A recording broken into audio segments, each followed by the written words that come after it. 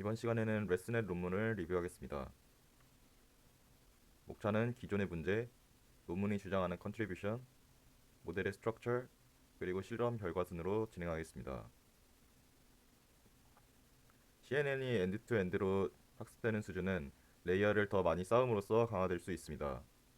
여기서 네트워크의 깊이는 매우 중요한 요소이며 이미지넷 데이터셋에서 최상의 성능을 기록한 모델들은 모두 매우 깊은 구조를 활용하고 있다는 것이 연구 결과에도 나와 있습니다. 네트워크를 더 깊게 쌓을수록 성능이 향상될 것이라고 생각하는 것이 일반적입니다. 하지만 기존 CNN 모델은 깊이가 증가함에 따라 여러 가지 문제에 직면하게 됩니다. 첫 번째로 신경망이 깊어지면 역전파 과정에서 기울기 소실 문제가 발생할 가능성이 커집니다. 기울기가 점점 작아지면 가중치 업데이트가 제대로 이루어지지 않으며 결국 모델이 학습되지 않는 문제가 발생할 수 있습니다. 하지만 이 부분은 정교화된 가중치 초기화 기법과 중간 정교화층의 도입으로 해결이 가능합니다. 더 큰 문제는 네트워크의 깊이가 증가함에 따라 정확도가 어느 순간 포화 상태에 도달하고 이후 급격히 감소하는 현상이 발생한다는 점입니다. 이러한 성능 저하는 과적합에 의해 발생하는 것이 아닙니다. 오히려 적절한 깊이를 가진 모델에 추가적인 층을 더하는 것이 훈련 오류를 증가시키는 현상으로 이어집니다. 깊은 네트워크는 기존의 얕은 네트워크를 확대한 형태여야 하며 추가된 층이 단위 매핑을 수행해야 합니다. 하지만 최적화 알고리즘이 이러한 단위 매핑을 효율적으로 찾지 못해 학습 과정에서 문제가 발생합니다. 이는 현재 사용되는 최적화 알고리즘이 단순히 층을 추가했을 때 기존의 최적화를 보존하면서 학습하는 것이 어렵다는 것을 의미합니다. 본 논문에서는 깊은 네트워크에서 성능 저하가 발생하는 원인이 최적화 어려움에 있다고 보고 이를 해결하기 위해 잔차 학습 개념을 도입했습니다. 잔차 학습의 핵심은 신경망이 직접 어떤 함수를 학습하는 것이 아니라 입력과 출력 간의 차이인 잔차를 학습하도록 하는 것입니다. 이를 통해 신경망이 깊어지더라도 최적화가 쉬워지고 학습이 더 원활하게 이루어질 수 있습니다. 이러한 방식을 사용하는 이유는 만약 최적화가 단순한 단위 매핑이라면 기존 방식에서는 신경망이 여러 층을 거쳐야 이를 표현할 수 있습니다. 하지만 잔차 학습에서는 잔차를 0으로 만드는 것만으로도 단위 매핑을 쉽게 학습할 수 있습니다. 즉, 네트워크가 단순히 기존 입력을 유지해야 하는 경우라면 기존 방법보다 최적화가 훨씬 쉬워진다는 것입니다. 잔차 학습의 단계를 이해하기 위해 먼저 일반적인 신경망에서 학습하려는 함수 hx를 생각해 보겠습니다. 기존 방식에서는 네트워크가 입력 x를 받아서 직접 hx를 출력하도록 학습해야 합니다. 하지만 실제로 내재한 매핑인 hx를 곧바로 학습하는 것은 어려우므로 레스넷에서는 잔차 함수 fx를 학습하도록 유도합니다. 잔차 학습에서는 다음과 같이 fx는 hx-x로 바꾸는 변환을 수행합니다. 즉, 원래 학습하려던 hx를 직접 구하는 것이 아니라 입력 x에서 변화한 부분 fx를 학습하는 방식으로 바꿉니다. 이를 다시 정리하면 hx는 fx 플러스 x가 되는데 fx를 학습하면 hx를 직접 학습하는 것보다 훨씬 쉽고 안정적이게 됩니다. 잔차 학습은 기존 입력값에서 변화된 부분만을 학습하기 때문에 최적화에 유리합니다. 만약 최적의 함수 hx가 단순한 단위 매핑이라면 기존 방식에서는 네트워크가 여러 층을 통해 이를 학습해야 하는데 이는 곧 기울기 소실 문제와 같은 문제로 이어져 학습이 어려울 수 있습니다. 하지만 잔차 학습 방식에서는 잔차를 0으로 해놓고 학습하면 자동으로 단위 매핑이 형성됩니다. 즉, 네트워크가 불필요한 가중치를 조정하지 않고도 쉽게 학습할 수 있습니다. 만약 최적의 함수가 단위 매핑에 가까운 경우 일반적인 학습 방식에서는 네트워크가 처음부터 복잡한 함수를 학습해야 하지만 잔차 학습 방식에서는 단위 매핑을 기준으로 작은 변화를 학습하면 되므로 최적화가 쉬워집니다. 실제로 실험을 통해 단차 학습을 적용한 네트워크는 더 깊어져도 성능이 떨어지지 않고 안정적으로 학습됨이 확인되었습니다. 단축 연결은 잔차 학습을 구현하는 데 있어 매우 중요한 기법입니다. 잔차 학습을 신경망에서 구현하려면 기존의 층 사이에 단축 연결을 추가해야 합니다. 단축 연결은 특정 층을 건너뛰는 직접적인 연결을 추가하는 방식입니다.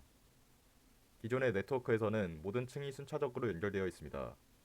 하지만 단축 연결을 추가하면 특정 층의 출력을 다음 층으로 직접 전달할 수 있습니다. 수식으로 표현하면 다음과 같은 형태가 되는데요.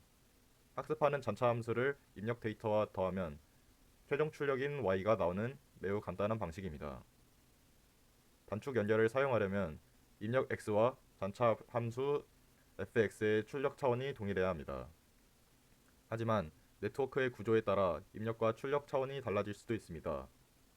이 경우 차원을 맞추기 위해 주관적인 선형 변환을 적용할 수 있는데 WS를 사용하면 입력과 출력 차원이 맞지 않을 때도 단축 연결을 사용할 수 있습니다. 하지만 실험 결과 대부분의 경우 단위 매핑을 그대로 사용하는 것이 더 효율적이며 WS는 입력 채널과 출력 채널이 다를 때만 사용하는 것이 좋다는 것이 밝혀졌습니다. 결론적으로 단차 학습과 단축 연결을 사용하면 네트워크가 깊어져도 훈련 오류가 증가하지 않습니다. 또한 기울기 소실 문제를 완화할 수 있고 모델이 효과적으로 학습할 수 있게 되어 기존 모델보다 성능이 뛰어나면서도 최적화가 쉬워진다는 장점이 있습니다. 다음으로 일반 네트워크와 잔차 네트워크에 대해 설명하겠습니다. 잔차 네트워크를 이해하기 위해 먼저 일반 네트워크가 무엇인지 알아야 합니다. 플레인 네트워크는 잔차 연결이나 특수한 구조 없이 단순한 합성곡층과 활성화 함수, 풀링층으로 구성된 신경망을 의미합니다. 논문에서는 VGG 넷의 모델을 참조한 34레이어 플레인이라는 일반 네트워크를 사용했습니다. 주요 특징으로는 대부분 3x3 크기의 합성곡 필터를 사용하여 같은 크기의 피처 맵에서는 동일한 개수의 필터를 유지하는 점이 있습니다. 특히 피처 맵의 크기가 줄어들 때 필터 개수를 2배로 증가시키는 방식을 취하고 있습니다. 다운샘플링 과정에서는 스트라이드 기법을 활용하여 해상도를 조절하고 네트워크의 마지막 부분에서는 글로벌 에버리지 풀링, 풀리 커넥티드 레이어, 소프트맥스 출력층으로 연결되며 최종 출력을 생성합니다. 이 모델은 196억 플롭을 가지는 VGG19에 비해 18%밖에 되지 않는 36억 플롭의 연산량을 가져 VGG보다 훨씬 적은 계산량을 가지면서도 성능을 유지하는 효율적인 구조입니다. 단차 네트워크는 일반 네트워크의 단축 연결을 추가하는 구조로 입력과 출력의 차원에 따라 두 가지 방법을 사용합니다. 첫 번째는 제로 패딩을 활용하는 방법입니다. 이 방식은 단축 연결을 유지하면서 차원의 변화가 필요할 때 0을 추가하여 간단하게 해결합니다. 추가적인 파라미터가 필요하지 않아 간단하다는 장점이 있습니다. 두 번째 방법은 원바이원 학습 합성곡을 이용하여 차원을 전환하는 형식으로 이 경우에는 추가적인 파라미터가 필요하지만 성능 향상 가능성이 있습니다. 두 옵션 모두 크기가 다른 두 특징 맵을 맞출 때 스트라이드2를 사용하여 다운샘플링합니다. 일반적으로 옵션 A가 연산량이 적어 더 간단하며 레슨넷에서 주로 사용됩니다. 네트워크 구현에 대한 세부 사항을 살펴보겠습니다. 먼저 학습 데이터 전처리는 모델의 성능에 큰 영향을 미칩니다. 여기서는 이미지 크기를 256과 480의 범위에서 무작위로 샘플링하고 224, 224 크기의 이미지를 랜덤 크롭하여 학습에 활용합니다. 이 과정에서 좌우 반전도 적용하여 데이터의 다양성을 높입니다. 또한 각 픽셀의 평균값을 계산하여 정교화하는 과정도 포함되어 있습니다. 다음으로 학습 설정에 대해 이야기하겠습니다.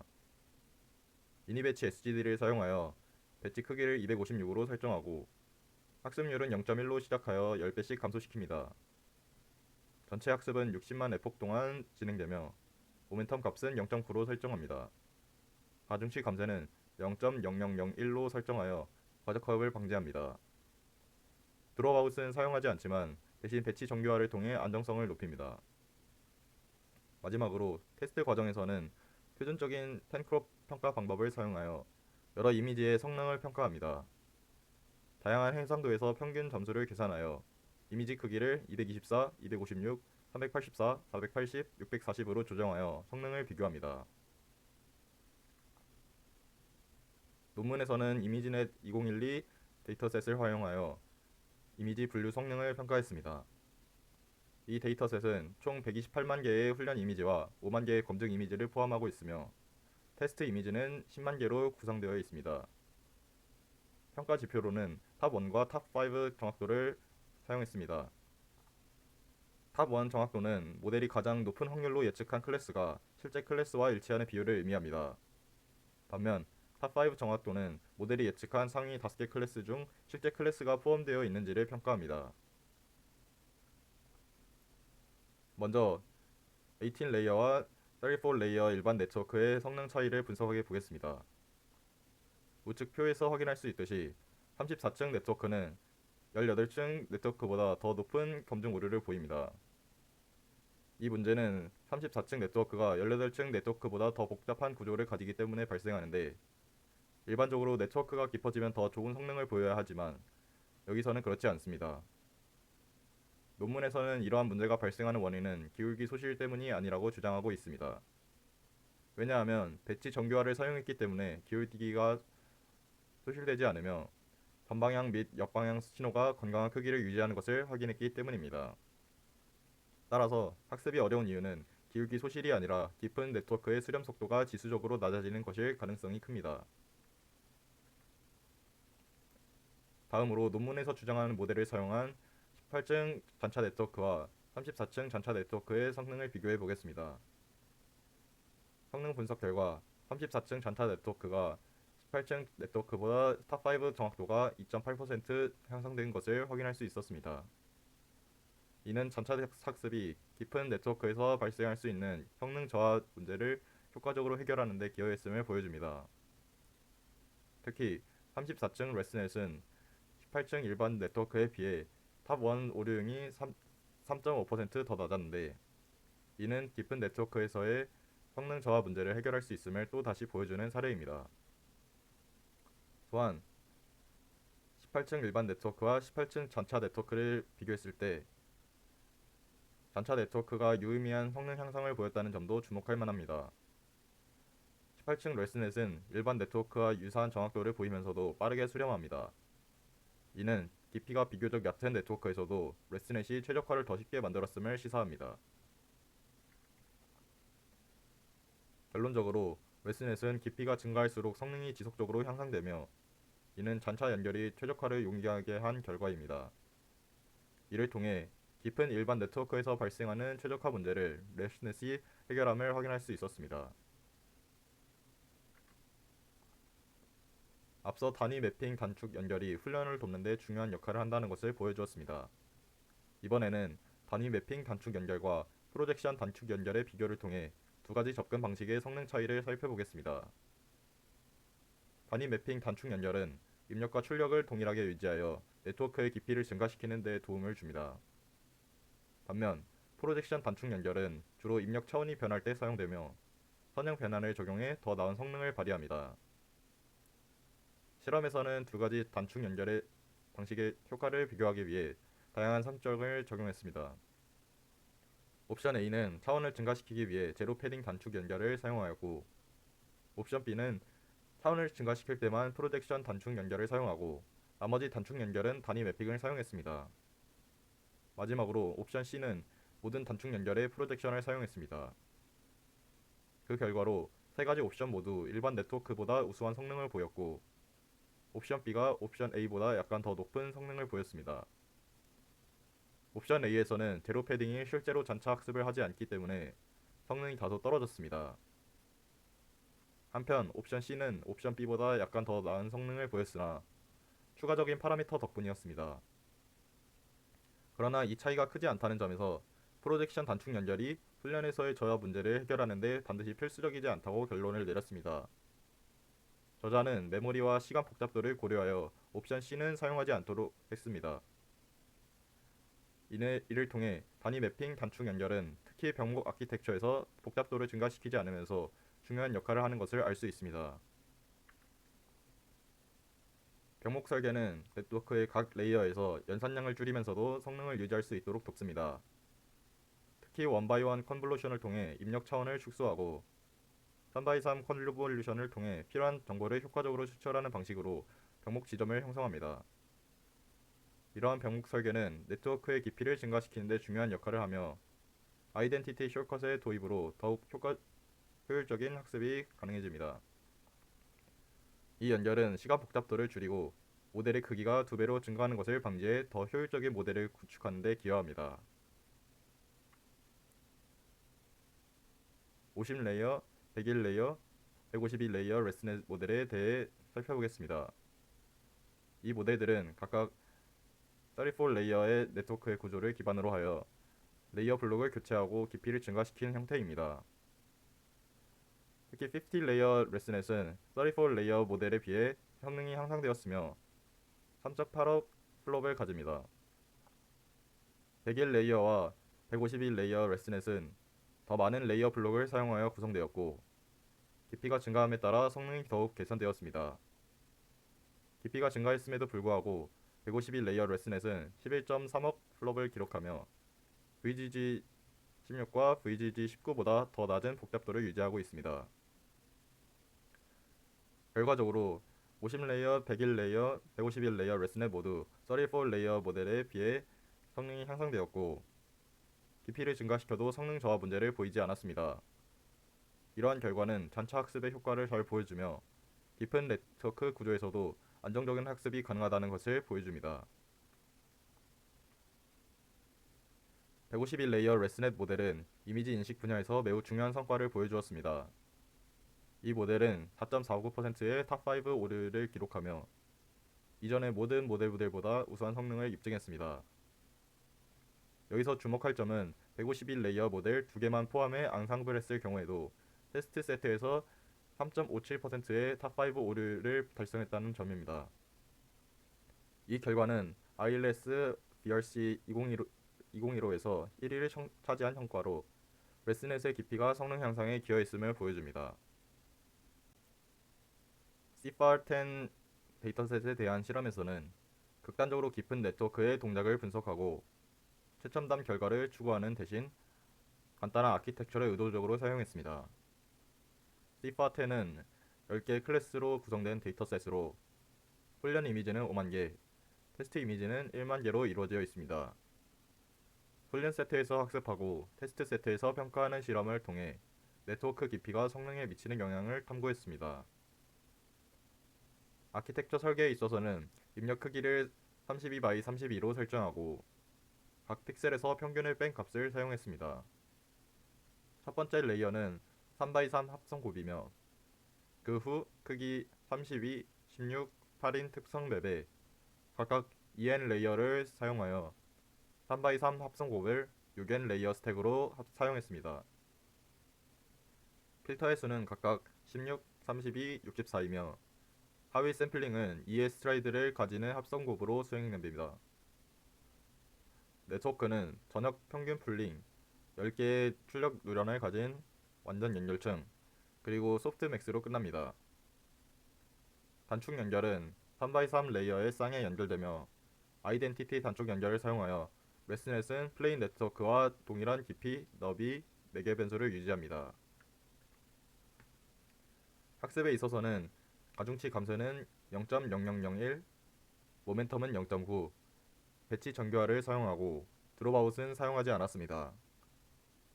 또한 2개의 GPU에서 미니 배치 크기 128로 훈련하였으며 학습률은 0.1로 시작해 32K와 48K 이터레이션에서 10으로 나누고 64K 이터레이션에서 훈련을 종료했습니다. 간단한 데이터 증강을 사용하여 각 면에서 4픽셀을 패딩하고 32x32 크기의 크롭을 무작위로 샘플링했습니다. 실험 결과를 살펴보면 20, 32, 44, 56 레이어 모델에서 플레인 네트워크와의 성능 차이를 확인할 수 있었습니다. 왼쪽 사진의 플레인 네트워크는 깊이가 증가할수록 학습 오류가 증가하는 경향을 보였고 오른쪽의 레스넷은 이러한 문제를 효과적으로 해결하며 정확도를 점점 향상시켰습니다. 특히 110레이어 레스넷 모델의 경우 훈련 중 0.1의 초기 학습률이 너무 커서 수렴이 지연되었음을 발견했습니다. 이를 해결하기 위해 학습 오류가 80% 이하로 떨어질 때까지 학습률을 0.01로 워밍업한 후 다시 0.1로 복귀하여 훈련을 계속했습니다. 그 결과 핏넷과 하이웨이와 같은 다른 깊고 얇은 네트워크들보다 적은 매개 변수들로도 최적의 성능을 달성하며 6.43%의 오류율을 기록했습니다. 이 실험을 통해 레스넷의 구조적 장점이 다양한 층 깊이에서도 유효하다는 것을 확인할 수 있었습니다. 이번에는 레이어 응답 분석 결과에 대해 설명하겠습니다. 실험의 목적은 각 3x3 레이어의 출력 표준 편차를 계산하여 레스넷과 일반 네트워크의 응답 강도를 비교하는 것이었습니다. 이를 위해 배치 정교화와 비선형성 적용 후의 응답을 분석했습니다. 실험 결과 레스넷의 응답 강도는 일반 네트워크에 비해 낮은 것으로 나타났습니다. 이는 단차 학습이 신호의 흐름을 더 원활하게 만들어 네트워크가 더 깊어져도 안정적인 학습이 가능하다는 것을 의미합니다. 특히 레스넷 20, 56, 110 모델을 비교했을 때 깊이가 증가할수록 신호의 응답 정도가 감소하는 경향을 보였습니다. 다음으로는 1000레이어 이상의 매우 깊은 네트워크에 대한 실험을 다루겠습니다. 이 실험에서는 1202레이어 네트워크를 설정하여 학습을 진행하였습니다. 결과적으로 성능은 유의미하게 향상되었지만 과적합 문제가 발생하는 것을 확인했습니다. 특히 1201레이어 모델의 테스트 오류는 7.93%로 110레이어 모델의 6.43%보다 더 나쁜 성능을 보였으며, 이는 모델이 과도하게 크기로 인해 작은 데이터셋에 대해 과적합되었음을 시사합니다. 저자는 맥스아웃과 드롭아웃과 같은 강력한 정교화를 사용하면 성능을 개선할 수 있으며, 이는 향후 연구에서 다룰 예정이라고 했습니다. 파스칼과 MS 코코 데이터셋에서의 객체 탐지 실험 결과를 살펴보겠습니다. 실험의 주요 목표는 객체 탐지 성능을 평가하는 것이며, 파스칼 BOC 2007, 2012와 MS 코코 데이터셋을 활용했습니다. 여기서 사용된 탐지 모델은 페스탈 RCNN으로 VGG16과 레스넷 101의 성능을 비교했습니다. 코코 데이터셋에서의 결과를 보면 MAP 지표가 6.0% 향상된 것을 확인할 수 있습니다. 이는 VGG16에 비해 28% 향상된 것으로 상대적으로 매우 큰 성과입니다. 이 실험은 ILS VRC와 코코 2015 대회에서 1위를 달성했으며, 이미지넷 탐지, 이미지넷 위치 추정, 코코 탐지, 코코 세분화에서도 우수한 성과를 기록했습니다. 마지막으로 논문에 제시된 모델을 변환할 수 있는 방법에 대해 몇 가지 의견을 제시하겠습니다. 첫 번째로, 저는 1000레이어 이상의 깊은 탐색에서 학습이 어렵고 성능 향상이 둔화되는 문제에 주목했습니다. 저자는 매우 깊은 네트워크에서는 오버피팅 문제가 발생하며 맥스아웃과 드롭아웃과 같은 강력한 정교화를 적용한 방법을 향후 연구에 다루겠다고 했습니다. 하지만 저는 오히려 훈련 데이터의 다양성을 증가시켜 과적합을 방지하는 측면에서 개선된 데이터 증강을 선택했습니다. 레스넷은 랜덤 크롭, 좌우 반전, 팬크롭 테스트와 같은 기본적인 증강 기법만을 적용했지만, 두 개의 이미지를 섞어서 학습하는 믹스업, 한 이미지의 일부를 잘라 다른 이미지 합성하는 컷 믹스, 최적의 증강 조합을 자동으로 탐색해주는 오토 어규먼트 등의 최신 데이터 증강 기법을 적용하면 성능을 더욱 개선할 수 있을 것이라 생각합니다. 둘째로, 단위 매핑 단축 연결과 프로젝션 단축 연결의 효과 비교 과정에서 옵션 C를 선택하면서도 메모리와 시간 복잡도를 개선하는 방안을 생각해 보았습니다. 논문에서는 원바이원 컨볼루션을 사용해 차원을 변환했는데, 계산량의 문제로 모든 단축 연결에 프로젝션을 사용하는 것은 필수적이지 않다고 했습니다. 저는 원바이원 컨볼루션 대신 연산량이 낮은 다른 기법을 도입하면 약간 더 높은 성능을 유지하면서도 계산 부담을 줄일 수 있을 것이라 생각합니다. 특히 댐와이스 세퍼러블 컨볼루션을 도입하면 메모리와 시간 복잡도를 줄이는 데 효과적입니다. 이 기법은 기존 합성곱을 두 단계로 쪼개 연산량을 줄인 방식으로 연산량이 기존 합성곱 대비 약 8에서 9배 감소하지만 성능 저하를 방지할 수 있습니다. 또 다른 방법으로는 모든 단축 연결에 프로젝션을 사용하되 중요도에 따라 연산량을 조절하는 것입니다.